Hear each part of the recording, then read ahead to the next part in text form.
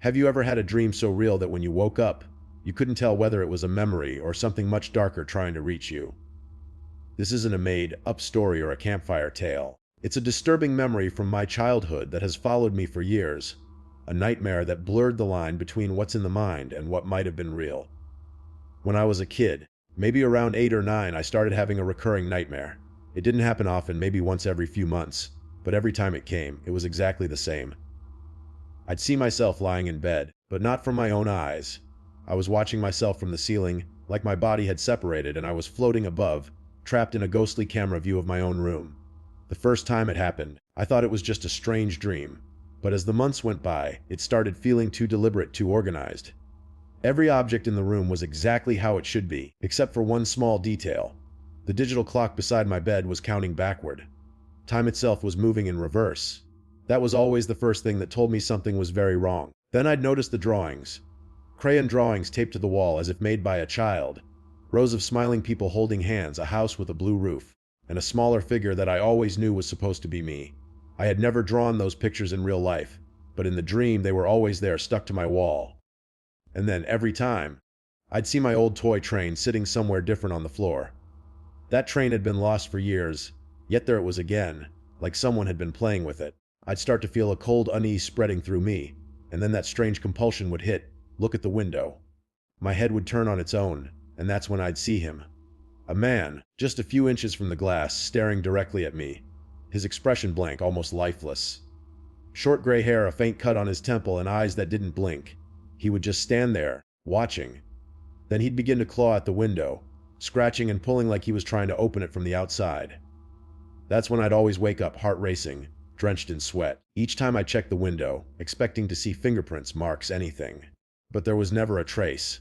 The dream repeated itself every few months for a year, until I finally told my parents. My mom said it was just a recurring nightmare, something that happens to kids. My dad even walked around the house with me to show that everything was fine, that nobody had been outside. I tried to believe him, but even at that age, I knew something was off. After that, the dream stopped for a while, almost 6 months of peace.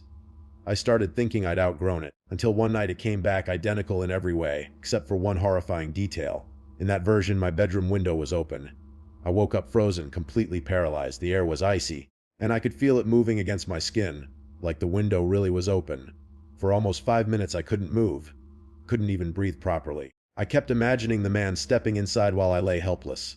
When I finally forced myself to move, I ran to the window. It was locked. But the terror that night never left me. After that, I started trying to control the fear. I told myself if I thought about the dream before sleeping, maybe I wouldn't be as scared if it came again. Strangely, it worked. The dream came back, but I felt detached, like I was watching a replay. One night I told my parents again, this time describing the man in detail. The gray hair, the scar on his forehead. The moment I mentioned the scar, my dad interrupted me, asking if I was sure. When I said yes, both of them went silent. They looked at each other, and I could feel the air change. A few days later, they told me something I'd never known. When I was a toddler, too young to remember, there was a man named Brian who used to babysit me. He was my dad's close friend from college, someone they trusted completely, until one day something happened. They wouldn't say what, only that my dad cut him out of our lives, and banned him from ever coming near our family again. And the worst part, Brian had a scar on his forehead from an old car accident. They didn't need to spell it out, I knew. The man in my dreams looked exactly like him. My dad tried to explain it rationally, saying maybe it was just a buried childhood memory surfacing again. But that didn't explain why it felt so real. Months later, I had the dream one last time, and when I woke up, I saw movement outside my window. Just a flicker of shadow. I screamed for my parents, and my dad ran out barefoot into the night.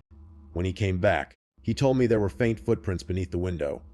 He said he'd called the police, but I never heard sirens. I don't think he really did. After that, the dream stopped forever. I don't know if it was Brian or something else, but even now, I can't shake the feeling that maybe, every time I dreamed of that man, he was really standing there, watching. And the scariest part, I'll probably never know the truth.